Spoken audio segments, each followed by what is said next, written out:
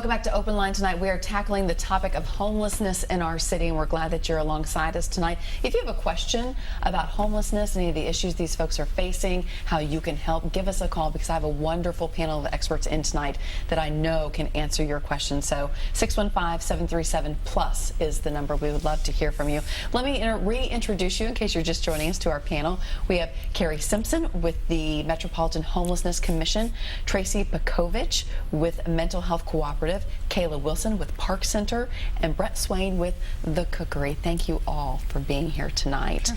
We've been talking about this grant that you all just received, $1.5 million. You have to work together. It's over 3 years, and the goal is just to get people off the streets, to end chronic homelessness. Huge goal. You all have your own little separate piece of the pie making that happen, but let's talk about the actual steps. I think you call it the case management. What does that look like? Tracy, is that something you can kind of walk us through? If I have Joe, the Park Center's gone out and identified him on the street, met him and said, okay, are you ready to get off the street? Then what? Right. So Park Center's piece is the significant portion of outreach and finding and securing housing for individuals. And then where mental health cooperative case management comes into play is we get a referral, we get that phone call from Kayla letting us know that Joe is ready and has been housed, and then we do what we call a warm handoff, so an introduction, if you will, to the case manager that's going to work with this person for the next 9 to 12 months. And what we utilize is a CTI model of case management that stands for critical time intervention. And that level or that type of case management is done in 3 phases. Each phase, roughly 3 months for each phase. The first phase is kind of this transition to the community, where it's really introducing the individual to the surroundings where they're going to live, the community. Is similar to us getting introduced to a neighborhood when we move in. And are we talking about being in a mission? Are we talking about being in low-income housing in an apartment on their own at that point? What kind of housing are we talking about? Independent housing. Okay. So oftentimes apartments. It could be just in a neighborhood next to you and I. Sure.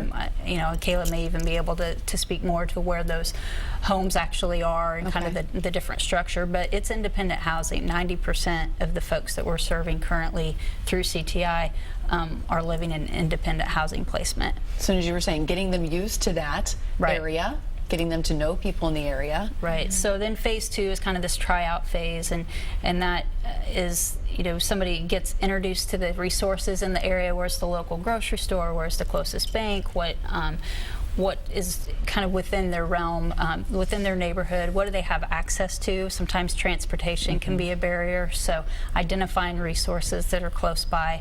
And then the case manager equips them with the resources and really goes with them shopping or to the bank and teaches them some of these life skills that they haven't needed. Not that they didn't want them, but they weren't in an environment to even need some of these or have the benefits of some of these resources.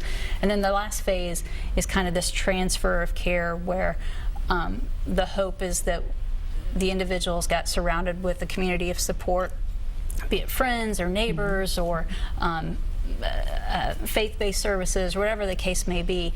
And so then gradually the CTI case manager kind of steps out of that role as a service provider, and the idea is that individuals now have a support system just like you and I have. And it just takes a while to build that.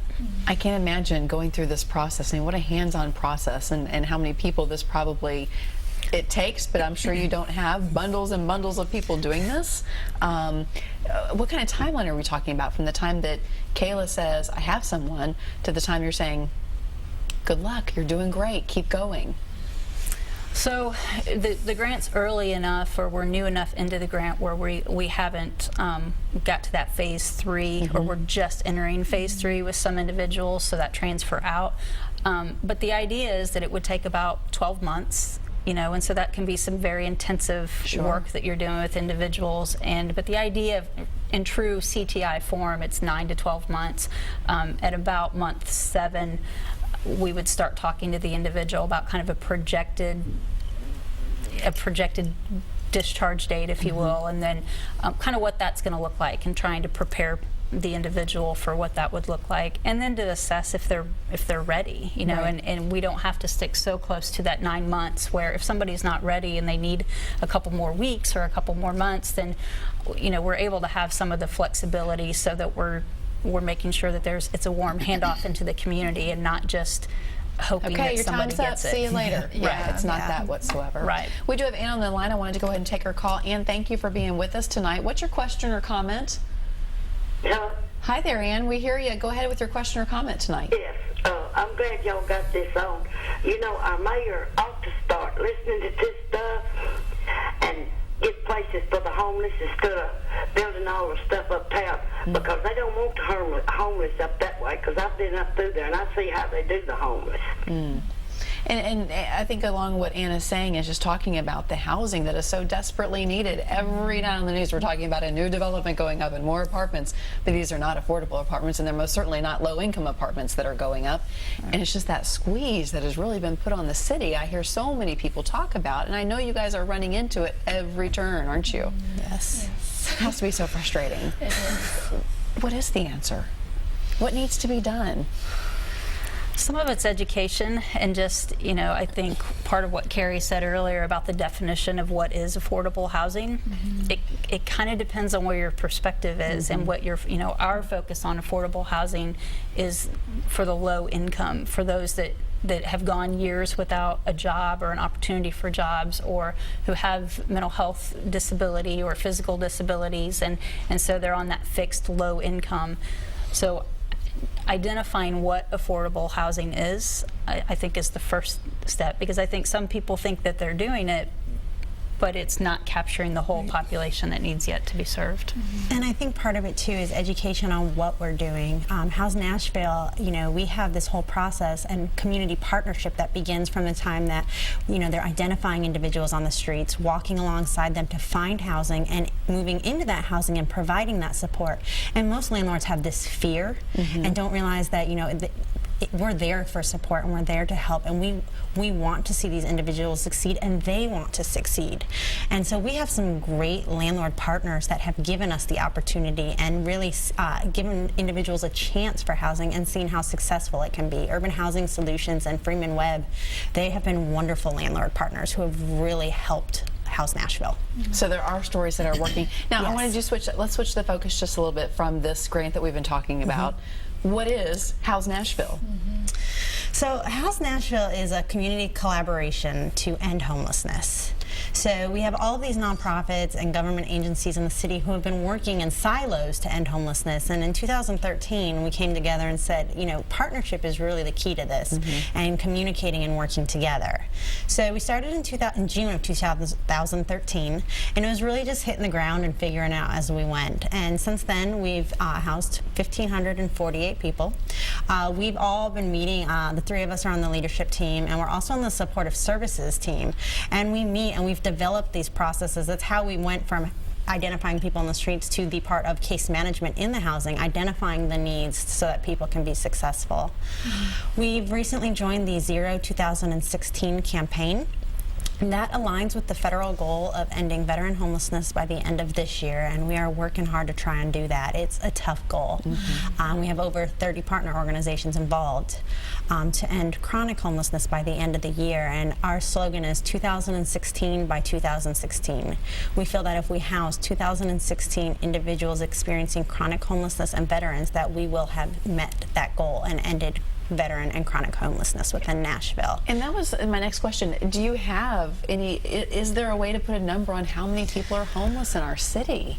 I mean, because often these people they're the uncounted. It's very complicated. Yeah. We do try. Once a year, we do a point-in-time count, an annual point-in-time count, and last year we identified 2,154 people experiencing homelessness. We also have a coordinated assessment. So part of House Nashville is that when partner agencies identify someone, they're doing this assessment and entering them, quote-unquote, into our system, so that we do identify all the individuals, and that they're not duplicated, so that we are getting a sense of who we are working with out there. So it's not easy, and by sure, I can't say it's 100%, but we are trying really hard to, you know, identify everyone by name out there who's needing assistance.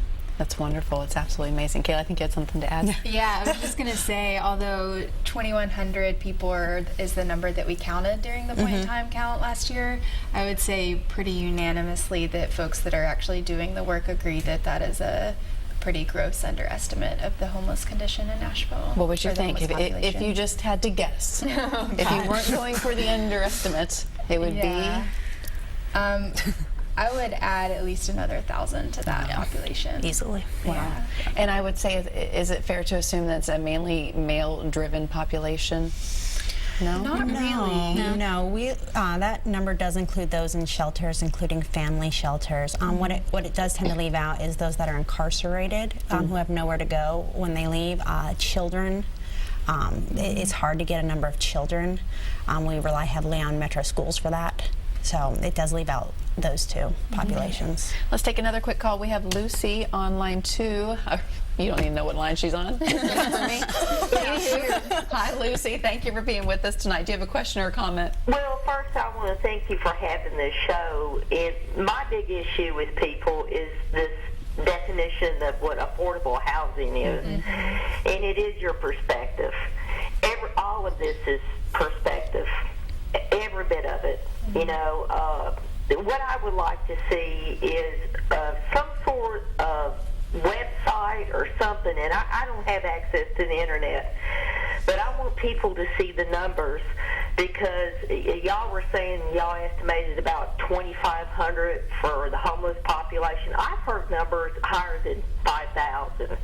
And I was listening to something on NPR a few weeks ago about the mayor of LA estimating their homeless population, and I had just heard ours.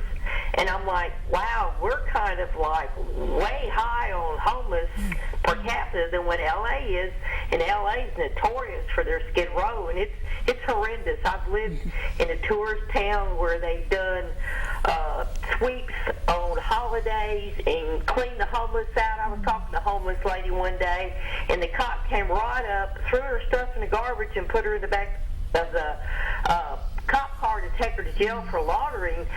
And here I was sitting in the park talking to her, but he didn't arrest me. That just blew my mind. You know, it just blew my mind that you could look at a human being like that.